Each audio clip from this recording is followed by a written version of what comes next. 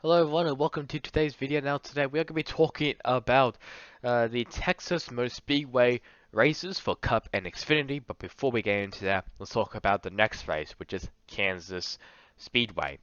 This is for the Xfinity and Cup series only, and if you want, you can also count the ARCA Menard series. So first will be on Saturday, October 23rd. It will be the Xfinity Series race at 3 p.m. Eastern Time for the running of the Kansas Lottery 300. And after that, it is the ARCA Menard Series for the 7 p.m. Eastern Time for the running of the Racers 150. And on Sunday, October 24th at 3 p.m. Eastern Time, it will be the Cup Series race for the running of the Hollywood Casino 400. So that is Kansas, really in a nutshell, and let's just get on with the results. Well, first off with the Xfinity Series, and that was won by John Hunter Nemechek, getting his second career win since 2018.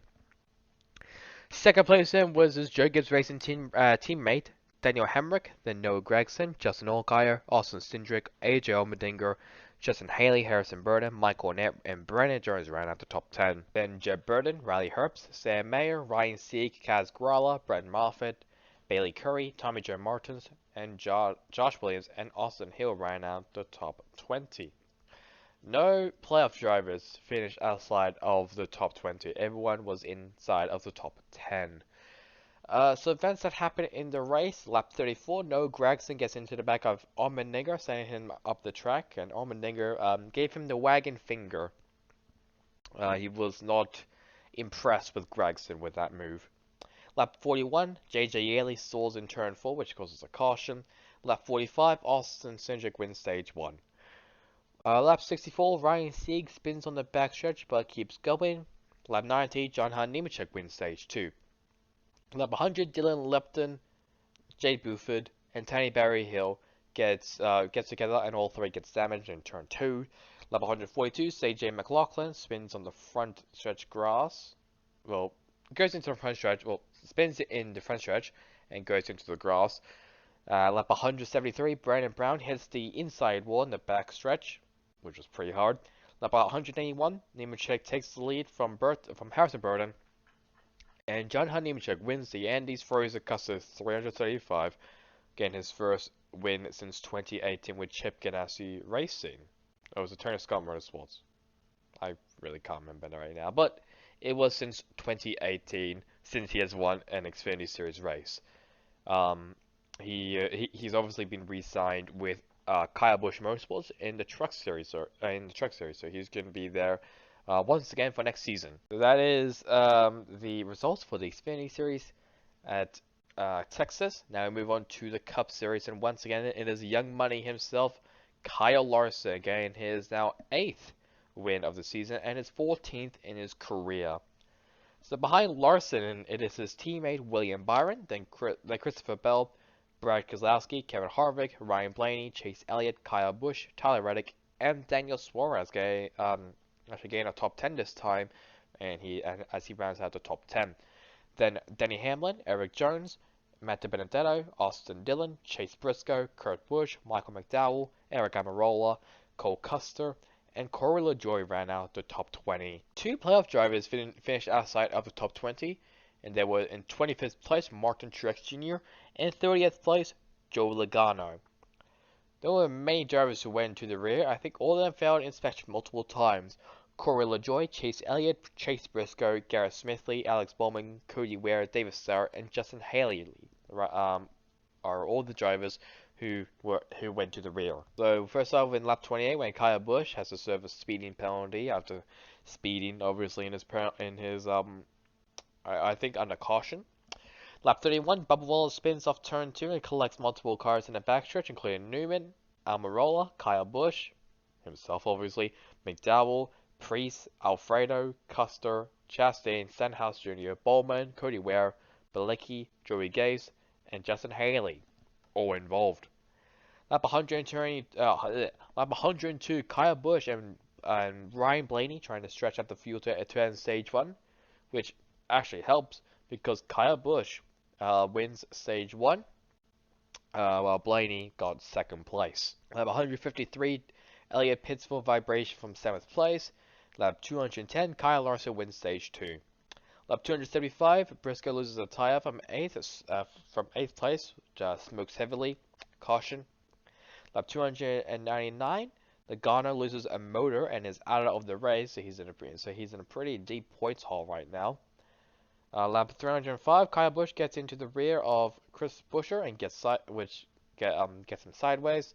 Alfredo trying to avoid the spin, but backs the car into the wall hard, while also catching on fire. And that's lap 130 and lap 306, red flag for Alfredo's car being on fire. 314, Hamlin spins home 7th after losing a tire. Lap 320, Truex spins himself out by turning into Suarez, hitting the wall hard. Basically, he just came down on him. He tried to chop his nose off, he just came down. Lap 327, Byron and Reddick once again make contact as Byron has a tire rub. If you remember from the Roval, Byron and Reddick collided. I think in the chicane, I think in the back chicane, if I remember correctly, and that hurts Byron's chances of getting into the next round of the playoffs. I think he was in must-win territory anyways, so yeah. Lap 328, Briscoe gets loose and hits the outside wall in turn 2. Hamlin gets into the pack of Buescher, he was backing up, spinning him in the process.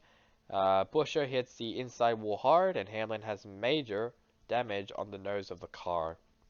And on lap 334, Kyle Larson wins the Auto Trader EchoPark Automotive 500, locking himself into the championship round, and gain his 8th win in the season. So that is really about it for Texas. Obviously now we have to move on to the standings, and we'll first start off with the Xfinity Series. As you can see, the top 4 currently: AJ Allmendinger, Austin Cindric, Justin Allgaier, Noah Gragson. I think Allgaier and Cindric may be probably safe most likely, unless something drastic happens and they both crash out in the next 2 races. But other than that, I think they're definitely safe. Allgaier and Gragson definitely have to be sweating. Hemrick is only 2 points below the cut line. Haley, 6 points behind Harrison Burton, minus 21, and Brandon Jones, minus 32. Then behind the run of 8 drivers, we got Jeb Burton, minus 9, and Riley Herbst and Jeremy Clements, currently, in from 9th to 12th. And then for the rest, from 13th to 20th place, Ty Gibbs, Ryan Sieg, Brandon Brown, Mike Hornet, Josh Berry, Josh Williams, Tommy John Martins, and Alex LeBay. Those are the top 20 drivers of the Xfinity Series standings.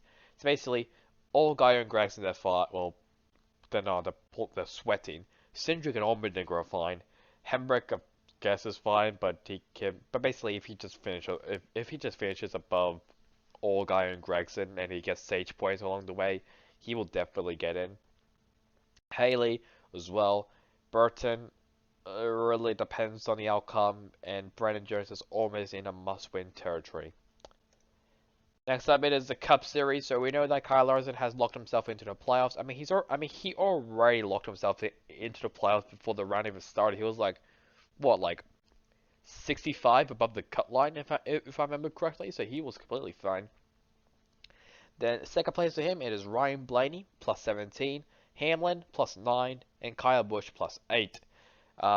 For the 4 drivers who are outside of the cut line: Chase Elliott minus 8, Keselowski minus 15, Truex minus 22, and Logano in a massive minus 43.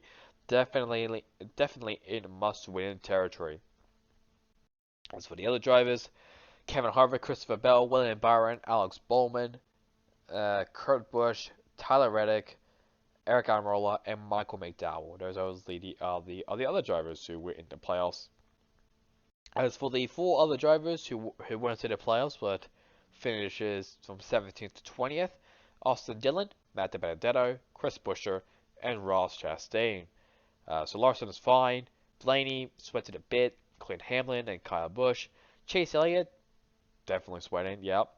Keselowski, most certainly sweating. Truex, definitely sweating. Logano needs a bucket. because there's going to be a lot of sweat coming off his body. I don't know what the hell I'm trying to say here, but basically he's in must-win territory. If he basically DNFs again in the next race, he's out. He is not competing for the championship at all. So he needs to have a very, very good finish at Kansas. So yeah, just as a reminder, next race will be at Kansas Speedway for Cup Xfinity, and if you really want to watch it, the Arca Minor series. So yeah, that's really it for me now. Hope you guys enjoyed today's video. Catch you guys all next time in the next one. Goodbye.